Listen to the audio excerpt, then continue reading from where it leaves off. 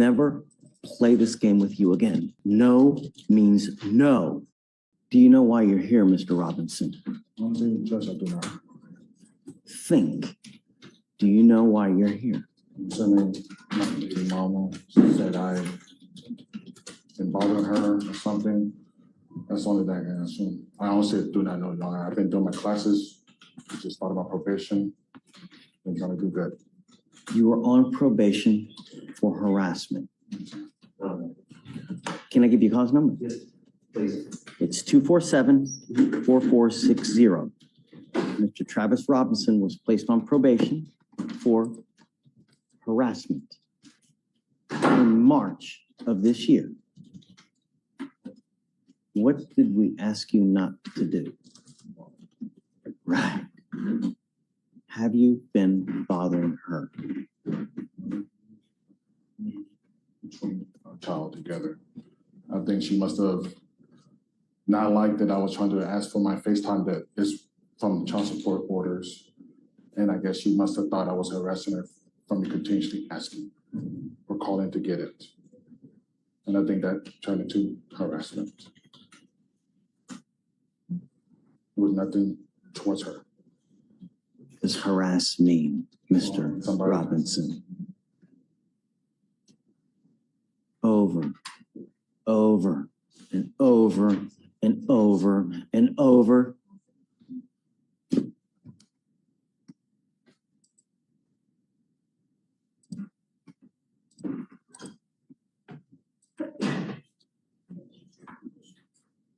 You can read the jury box. I'm gonna get you a lawyer today. So right there. Please appoint someone to Mr. Robinson, please. We need to have a hearing on this. I'm going to forward you something, Pavel, real quick.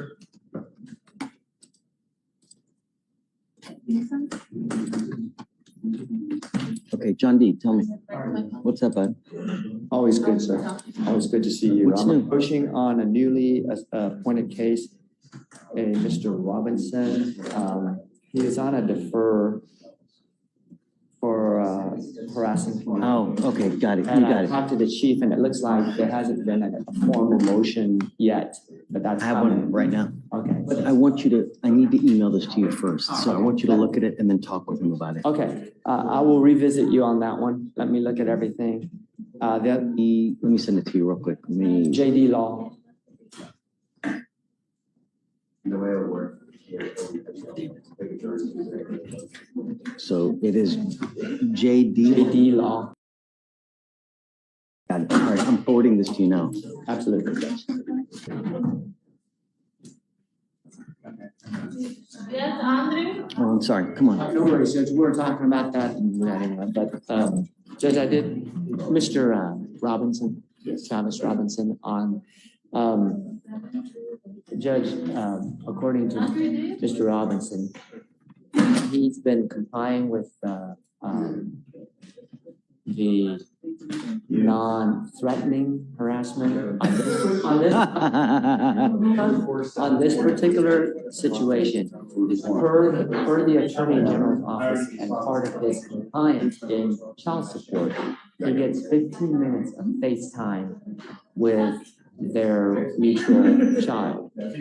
And that's all he was trying to do, was just to try to call her so he can get his 15 minutes. Now, that's what he's telling me. I have no way to verify any of that, Judge. I just heard all of that this morning. But, you know, it kind of makes sense to me. I showed him the video with him calling from 7:30 to 7:45. I had a lengthy conversation with him prior to getting on probation that in the event she failed to comply with what he was able to get as far as FaceTime, that he was to go to the family court and use them as the avenue to either hold her in contempt, have her fined, jailed, whatnot for non-compliance with their custody agreement. I agree, Judge. He was not to take matters into his own hands. Well, And all I can tell you is based on the call logs that she screenshot over and I looked at what you sent me, it shows like from 7:32 to 7:40-ish something that he made these series of calls. There's no way we can tell because she declined all the calls. And I said, well, you're calling a lot. And he goes, yes, because I was trying to get through to FaceTime so I can talk to my child as part of my child support compliance. That's all I was doing. I never made communications to her, didn't even have words with her. 20 calls in a matter of 3 or 4 minutes. Pause right there. This is the moment everything shifts. The judge isn't arguing about FaceTime anymore. She's defining harassment. And legally, frequency matters. Even if your intention is to see your child, calling 20 times in minutes can legally cross into harassment territory. That's the key distinction here: intent versus impact. He thinks he's exercising parental rights. The court sees repeated, unwanted contact. And when you're already on probation for harassment, the margin for error is basically zero. So let me ask you, at what point does persistence become pressure? Drop your number in the comments. But if you're trying to get to me, it's reasonable, Judge, because he's trying to get through. Many times is not reasonable. Well, come up, Mr. Robinson. If he was trying to get through FaceTime, he would keep trying because he only has that allowed time to get through to see his daughter. I told you the last time you were here that in the event she was non-compliant with your custody arrangement, you were not to take matters into your own hands with the repeated 20 to 50 to 150 phone calls that you do. I have proof to the contrary, Mr. Robinson. And if something is happening to where she is busy, that she cannot get a hold of you, how do you know that she's not having a crisis of her own? For you to call 20 times in a matter of a minute or two is harassment.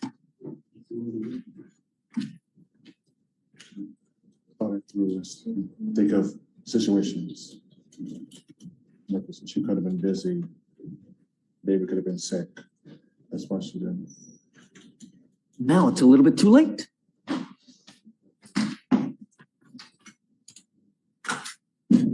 Myself instead of. Ma'am, he goes with you. Bye-bye, Mr. Robinson. You didn't get it last time. Yeah, See if it happens this time. So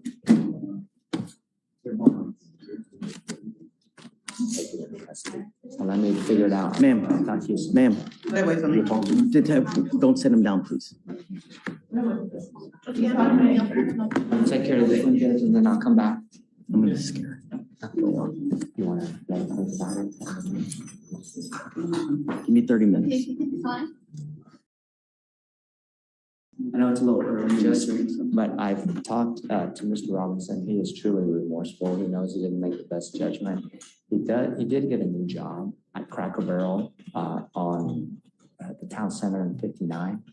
He's terrified that he's going to lose it. He has to go to work at 9 in the morning. His mom is actually waiting. Mom's here? No, she's in the car downstairs waiting all that. So I told him that I would.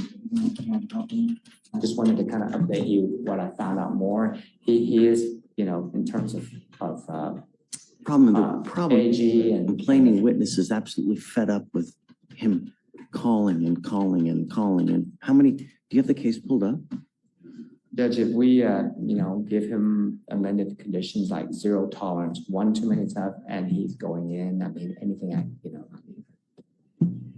I saw it, Judge. I get you. But again, if there's this FaceTime thing that he's just trying to see his, see his daughter. But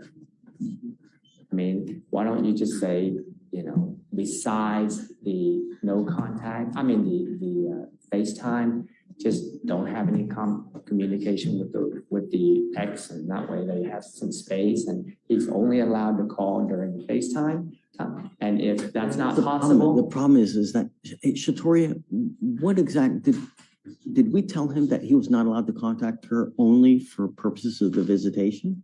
What do we do now? But I think it was harassing or threatening. Well, that I know, yeah, I mean, because it, That 4066. I'm trying to pull it up right now. 4066. Yeah, sorry, man, I'm trying to pull it up.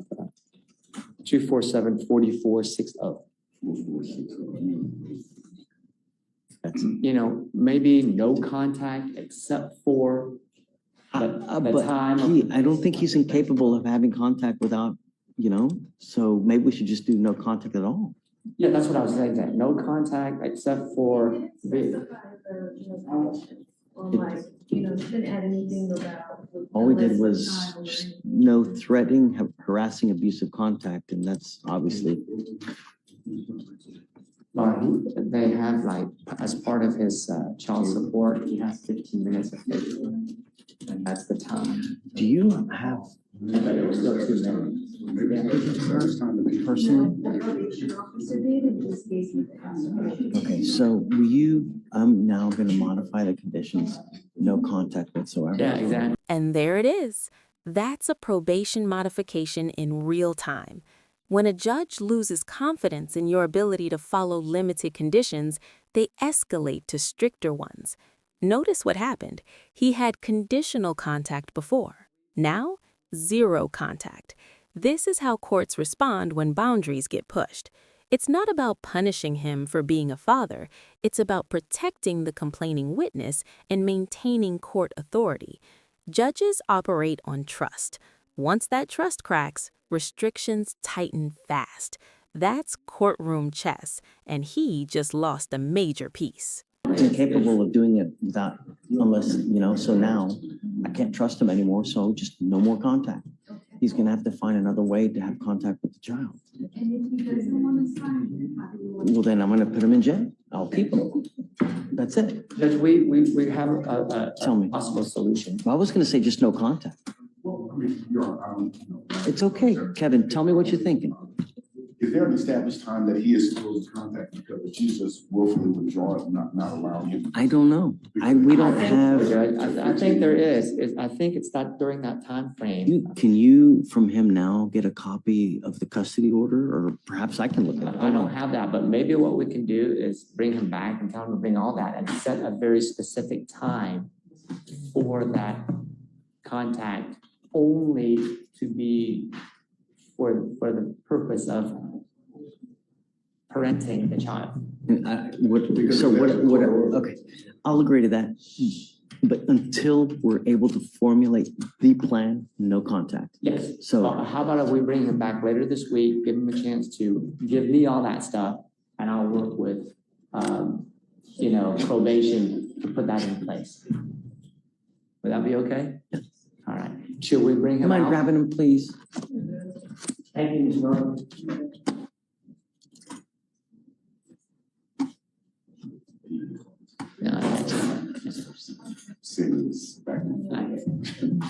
No, every father should have the right to have access to their kid. But you can't do what you're doing. I mean, that's just not cool. That's not cool. Now, if she is truly withholding, you have to find the right avenue to do it. Calling 100 times is not it.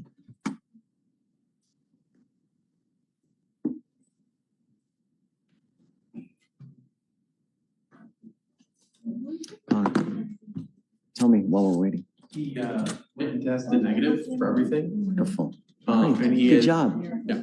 Keep it up. Or just, I guess, have him wait right here and then I'll talk.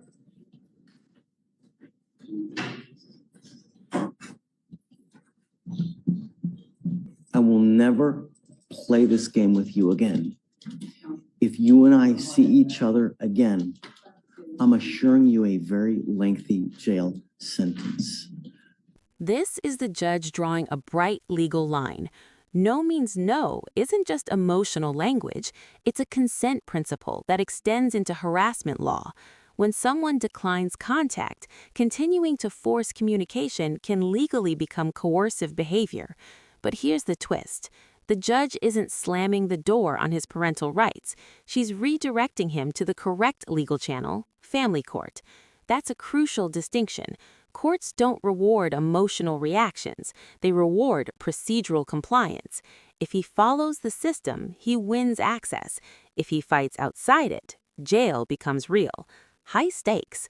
One more misstep, and this goes from warning to sentence. No means no. Doesn't mean maybe. Doesn't mean she's got my kids. There are proper ways to fight someone who doesn't want to give you access to a child. Calling 30 times, 50 times is not the way to do it. We are going to try to formulate a plan to help you, Mr. Robinson. Until we have done that, I don't want you to have any contact with her whatsoever. Do you understand? What we're going to do is we are going to postpone your case until Wednesday. Thursday, Judge. I'm gone Thursday. I'm not going to be here. Friday? I'm not here Friday. I'm gone. I'll be with a bunch of 12, 13-year-olds in San Antonio. I got you. Will you come back next week, next Monday? I'm just trying to, because I I'm okay with that as long as he realizes that you cannot have contact with this person until Monday. But next week. I'm okay with that, but Can we- no contact means no contact, Mr. Robinson. That's the 6th, May 6th. That's when we I will do Monday, yeah, whatever. Monday's good. I'm off on Mondays. Then Monday it is. But this is what we're going to do. I want you to come back Monday. I want you to bring me a copy of your custody and visitation order. I want to see what the judge set forth as you being able to have access to the child. We will set a plan in place because our probation officer has the ability to contact Michaela.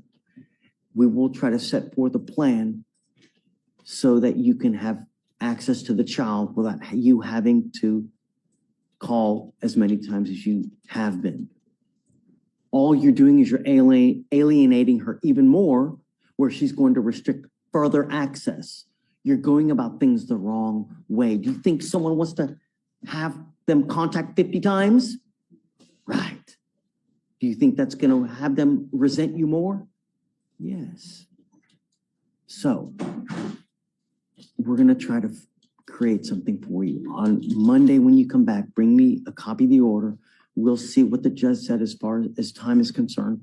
We will also reach out through the probation officer to her to make sure that she knows this is the proper time. He will only be able to call you at this time so that there are no issues. And if then she continues to restrict your access, somehow we will help you get to the family court so that you can have her held in contempt for willfully withholding and violating the court order she's got and you have.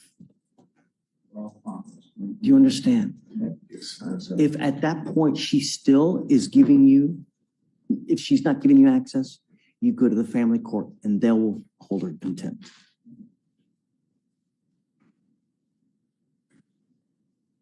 Okay. Thank you, Judge. No contact until we get something set up. Okay? All right. You can, please. You can let him go.